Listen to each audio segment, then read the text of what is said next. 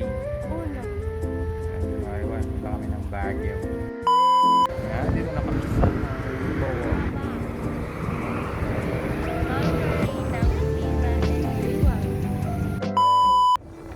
Okay mga bro, nandito na kami ngayon sa Aringay, La Union. At dito may daanan na diretso papuntang Cubao na siya ring ruta namin papunta ng Baguio. Since Asin ng Alisan Road ang dadaanan namin.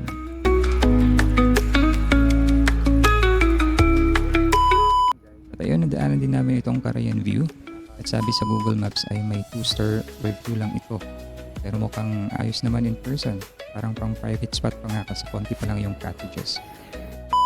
Alright mga bro, so ayun, nandito na kami sa Cubao Plaza. At sa unahan ay may checkpoint. Pero tumigil muna kami dito sa gilid para mag-unat-unat at magpapaga ng konti. No worries naman sa checkpoint kasi registered naman ang motor namin at all goods din naman ang license ko.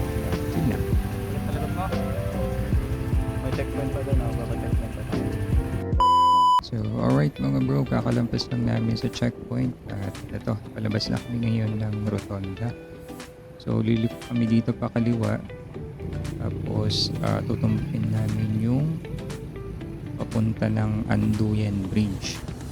Pero itong highway na to, pag diniretso mo to ay madadaanan mo dito yung Marcos Highway Tunnel na papunta na rin ito ng Baguio. 38.2 kilometers na tayo. Dito na tayo sa may Cubao. Papuntang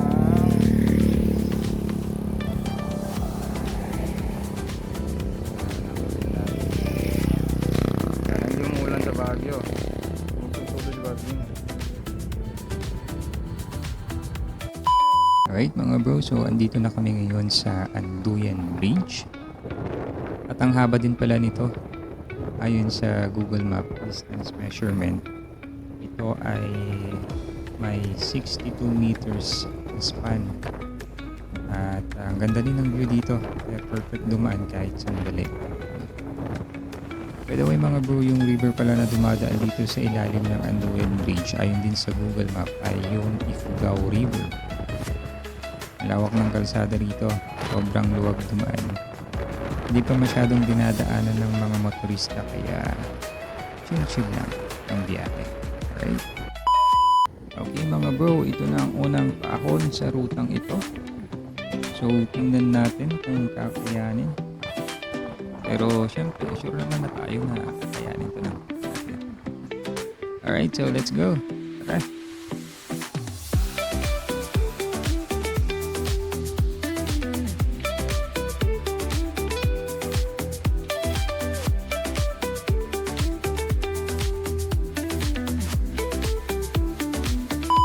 Ito, grabe mga bro, si kuya na nagbabike.